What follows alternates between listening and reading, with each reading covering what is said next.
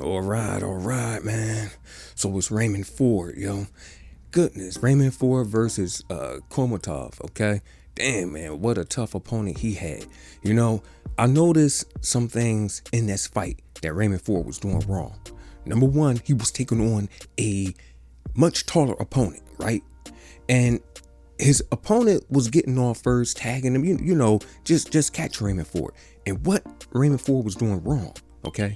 Number one, when you are fighting a taller opponent, right? You don't keep your hands like this. You don't keep both hands like this, okay? Up here trying to defend yourself. No, you keep one hand out. You paw with it. You know what I mean? You're measuring with your hand, right? With your jab hand or so. You keep the power hand back.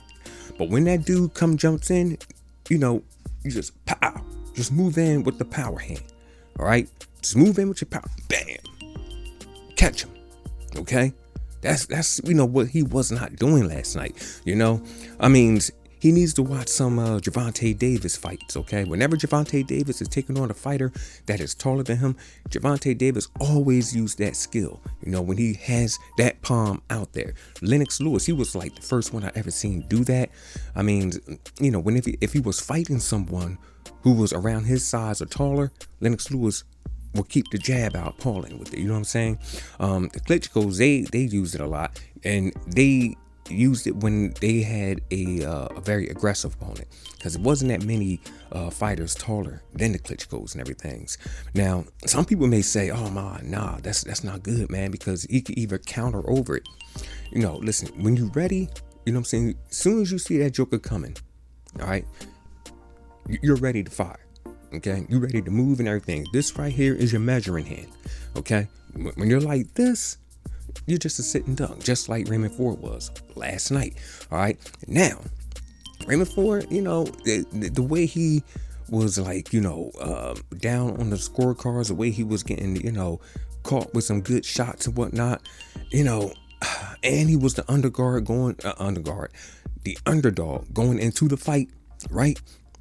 My goodness, it was like the way he came back at the end and won. To me, it brought back memories. It was like watching an after school special.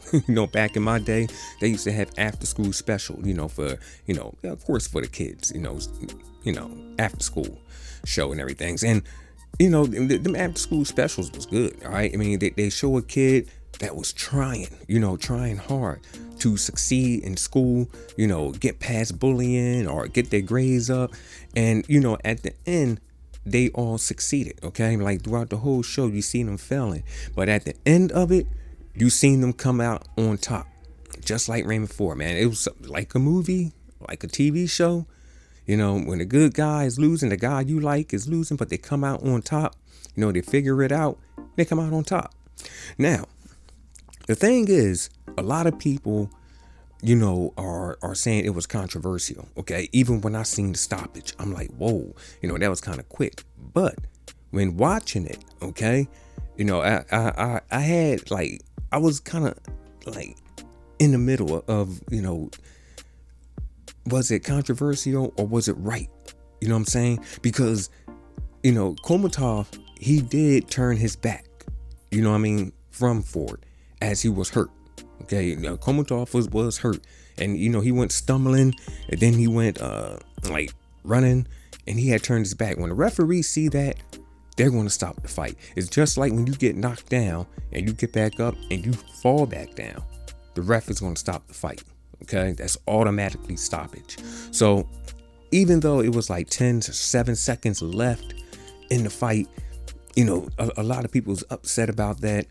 But the ref, it was his call. He did what he had to do. If the referee sees somebody getting hurt, like I said before, if they stand up after getting knocked down and then they fall back down, the fight's off. You could have 2 seconds to go in that fight, okay, before the final bell ring.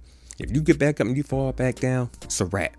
If you got 2 or 3 seconds left, if you getting hurt, you get wobbled real bad and you running away, turning your back, automatically stoppage. Okay, then again, it also depends who the referee is. You know what I mean? It's like some people is comparing this to Tony Weeks and whatnot. No.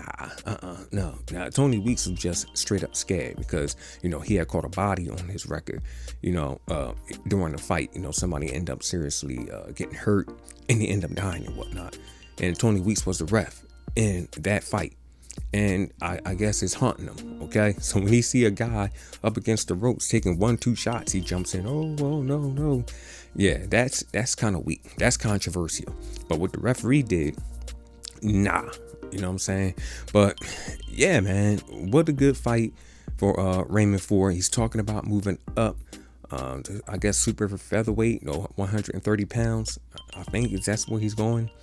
You know, he said he wants to move up and everything. And, you know, I hope he learned from this fight.